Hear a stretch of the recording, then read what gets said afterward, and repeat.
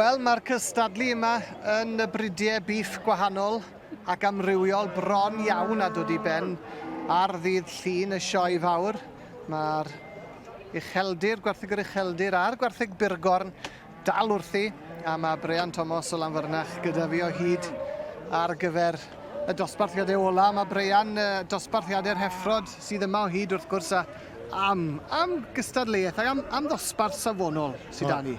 A hwn yn ddosbarth safonol iawn. Mae wedi tynnu'r, wel mae'n tynnu nhw mewn nawr. Dwi wedi cael y cynta'r ail yn rong.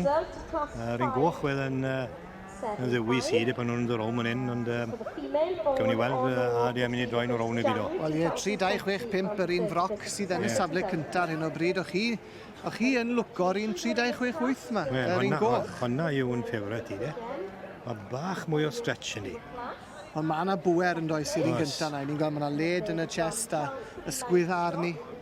A part ôl dda hefyd yn does. Mae'n anner arbennig iawn. A fi'n credu mae'r un goch fydd y fiwch. Ie. Wel, wi'n mynd i amed â chi, achos i chi'n fridiwr ofri. Son i'n gwybod. Pan mae'n dod i'r gwartheg Byrgorn, mae chi'n deall eich stwff, felly wi ddim am eich amau chi am eiliad, Brian, na gwydyn o gwbl. Mae'n bwysig maen nhw'n jodjo nhw ar y dydd, yn dweud. Yn union, ond mae fe wedi cael job a hanner fan hyn, a gwed y gwir, achos bod gymaint yn y grŵp a lot o rai safonol. Maen nhw'n glas da, maen nhw'n glas ifn iawn. Ydyn, maen nhw. Beth wel ddim yn y dosbarth cynt, yn fe. Wel, maen nhw mor gyson. Na, dwi'n licio rhain y bod nes i.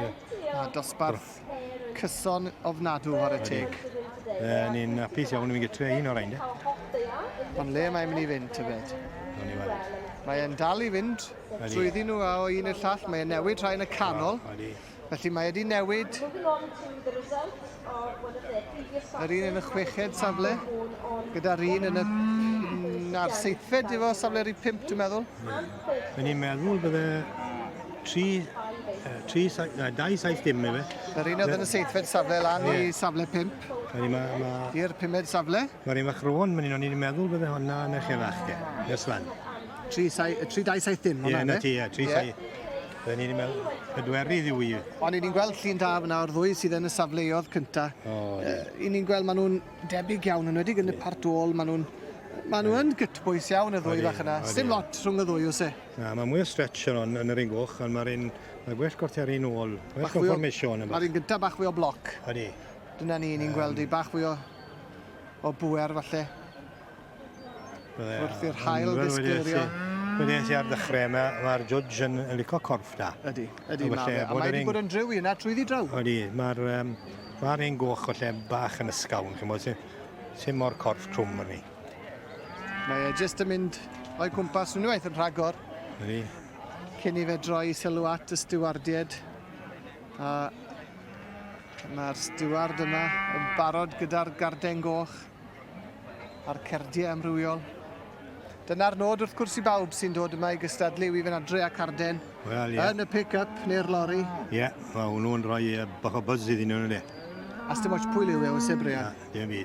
Pan mae'n dod i'r sioe fawr, mae cael carden yn dipyn o gamp yn hynna. Mae dipyn o gamp i ddod, mae gwaith mawr i ddod o se. Oes. Mae rai codi gapi bob un o'r ein. A mae'n rhwydd iawn i farnu ochr was y ring yn ydi. Ydy, yn union. Ond yna, beth sy'n braf am gael bod yn y job bach yma nawr, gallwn ni farnu yn answyddogol a fydd neb yn dod o'r ynholau ni i weid bod ni wedi gwneud camgymeriad. Gwyn ni weld sy'n fydd yr om i gytre. Wel ie, nawr te. Mae rhywun da ni'n byrnu ni gyd gwe. No, loes yn union. Ond mae Andrew Barrett wedi wneud i benderfyniad felly. Y garden goch yn mynd i rhif 3-2-6-5 yn osbarth yr Heffrod Byrgorn. A llong farchedau mawr iawn i'r tîm sydd wedi troi allan mor arbennig. Dwi'n credu mae'r ledi yna nillodd y clas cynt i fe. Ie, eitha reit Brian, odych. Heffer neis, ardderchog. Ie, lliw byrth yn ei o se. Dim chwarae, mae'n edrych yn dda yn dwi'n yr heilwen yma. A